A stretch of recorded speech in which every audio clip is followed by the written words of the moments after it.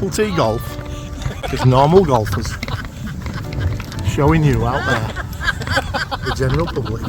You're not as bad as what you think. It could be worse. You could be.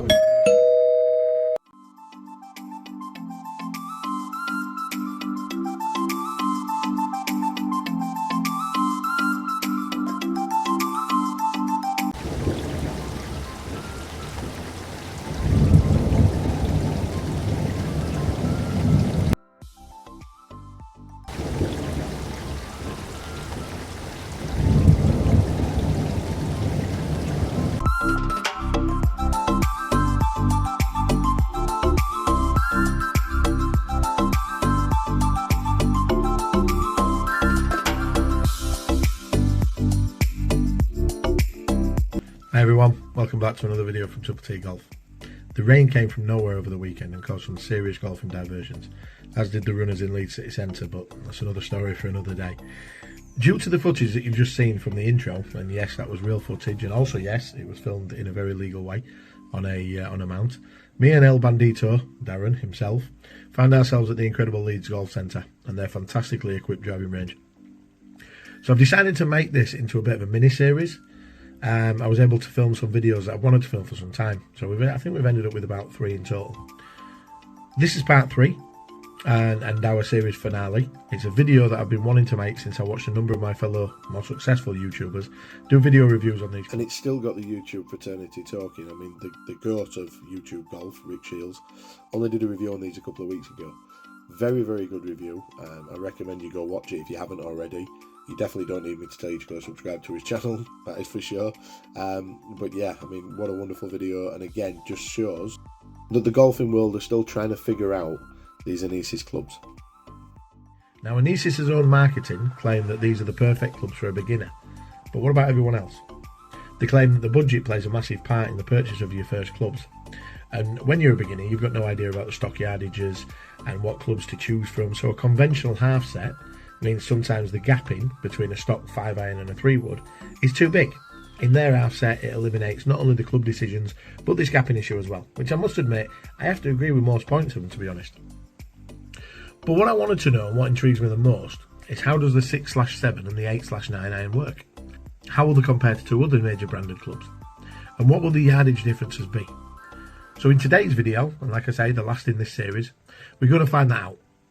We're going to get 4 yardages from the first 4 shots struck by my Strixon i506s by myself, and the same with Darren and his Callaway X2 Hots.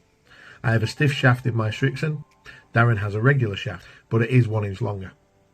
How will our 9-irons compare to the Anesis 8/9 iron? Well, let's find out. Right, so we're going to set the base with my Strixon 9-iron.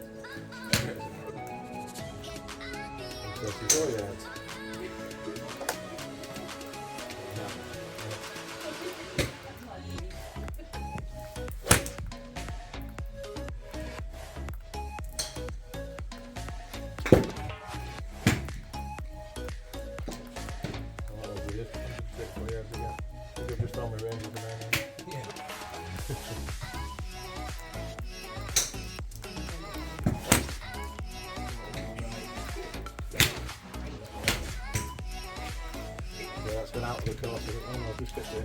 170. Okay, so let's try the ultimate beginner's club. So other than that last shot, I'm kind of getting what I expected, between 130 and 140. So let's see what the Anesis can do.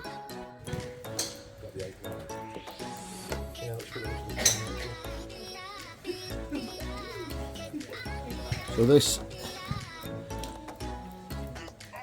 is the Anesis 100 8/9.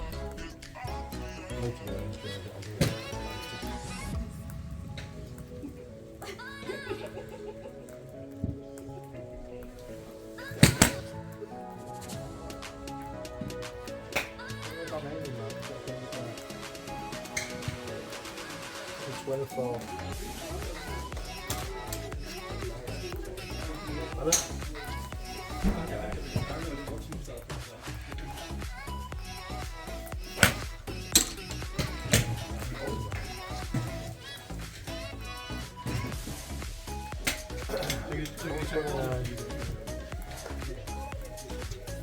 Really, man, this is an 8/9 and I'm only managing to, so I'm not even managing to get to my 9 iron.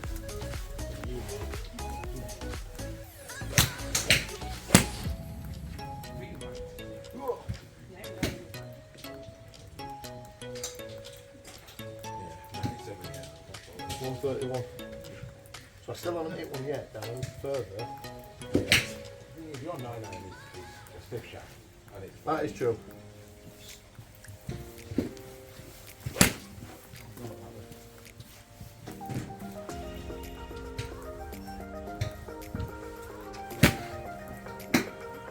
Okay.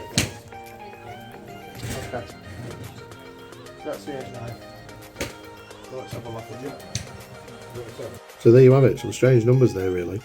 My 9 iron I expect 130, 140 yards. My 8 iron 140 to 150. So it is acting more of an 8 iron. Let's see how Darren does.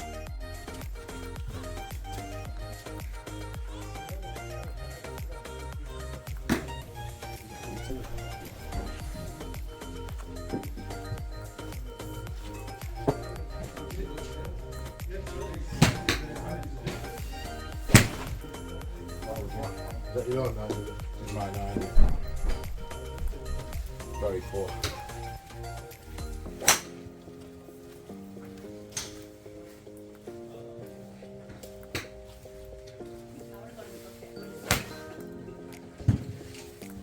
Second one was a proper 9, right down the middle. 115.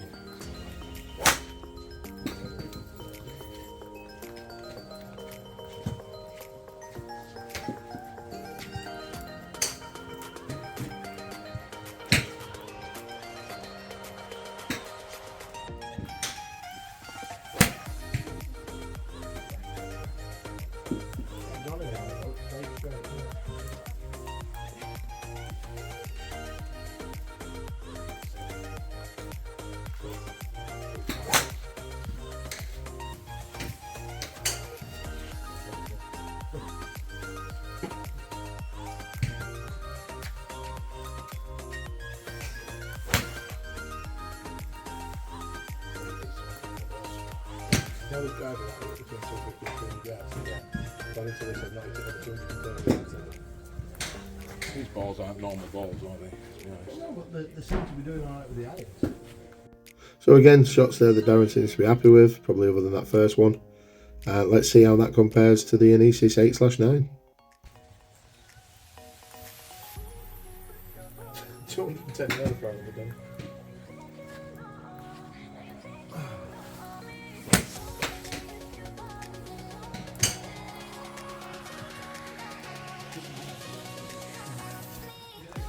Very similar to my 9 iron. Oh, is this the Anesis one, is it? Yeah, before the 9. Look at that one. Very similar.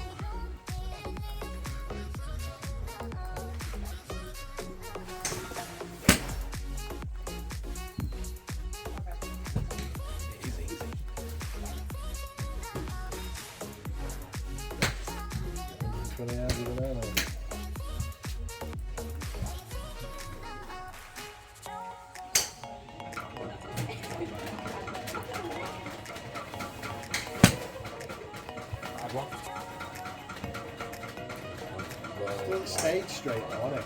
I know it's wrong to right, yeah. We've still got 100 yards as well. Yeah. The problem is though, you do that on a day like today and the ball's going nowhere because it's just, yeah. That's what I found with it. I found it so hard to do with pushing it.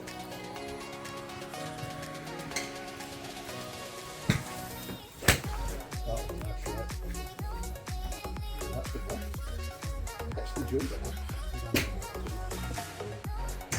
So the drive say somewhere between 115 and 120 for a 9-iron. So this is more 9 than it is 8. Right. For me. Yeah, it is for me. But it is really easy to hit. Yeah. Okay. I don't particularly like the look of it. You know, when you stood over it. No, the look in the angular. I think I'll do all this video afterwards, but I think the look of it in the bag, especially when like you've got 2 or 3 of them together, looks quite nice.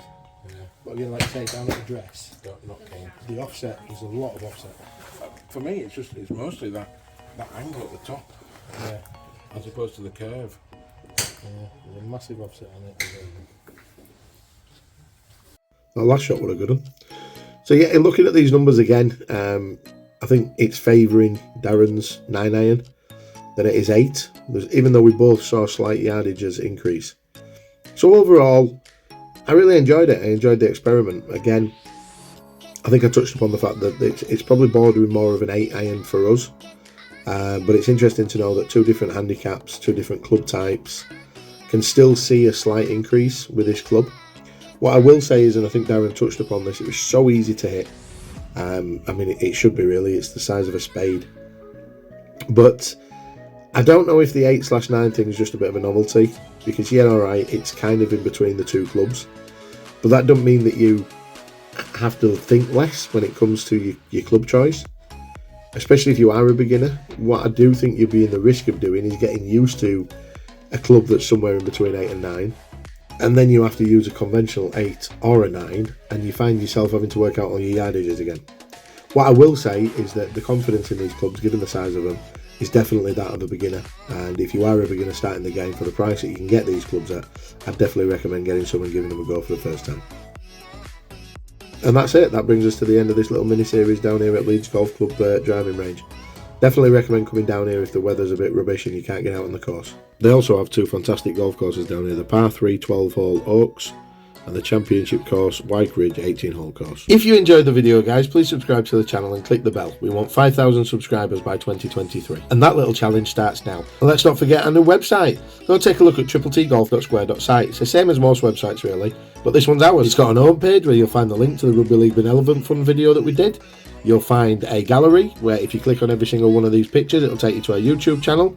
We've even got our own shop, which obviously for now you can only buy the bobble hats because it's all we've got. But yep, it's still got it. You'll even find a story on how the channel began in the first place. But the most important message today, remember, we need you to like this video.